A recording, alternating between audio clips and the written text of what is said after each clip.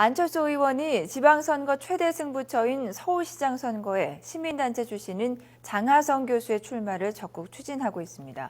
안 의원 측은 또 수도권과 호남, 부산 등 7개 지역 광역단체장 선거에서 반드시 독자 후보를 내겠다는 방침이어서 사실상 전국에서 3파전 대결 구도가 형성될 것으로 보입니다. 박재훈 기자입니다.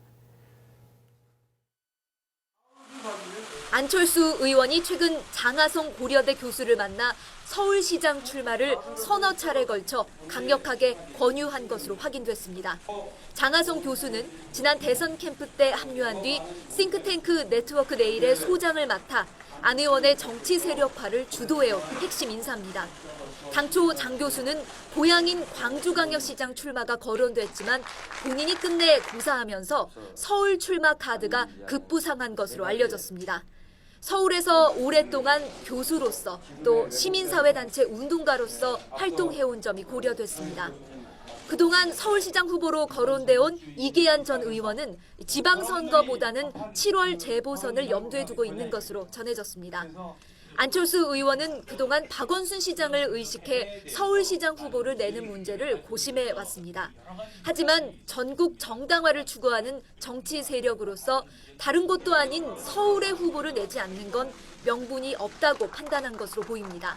안 의원은 또 경기와 인천 등 나머지 수도권 2곳과 호남 3곳, 그리고 부산까지 모두 7곳에서 광역단체장 후보를 내기로 방침을 세운 것으로 전해졌습니다. 경기지사 후보로는 김상곤 교육감과 정장선 전 의원 등 여러 명을 접촉 중이고 인천은 박후근 새정치추진위 공동위원장, 부산은 오거돈 전 장관이 유력하게 거론되고 있습니다. 이에 따라 장하성 교수 출마가 최종 확정되면 서울시장 선거는 물론 사실상 전국적으로 3파전 대결 구도가 펼쳐질 것으로 보입니다. 이는 그동안 야권의 선거 공식처럼 인식돼온 단일화의 틀이 깨지게 된다는 걸 의미하고 결국 안철수 의원 측의 독자 세력화에도 한층 무게가 실릴 전망입니다.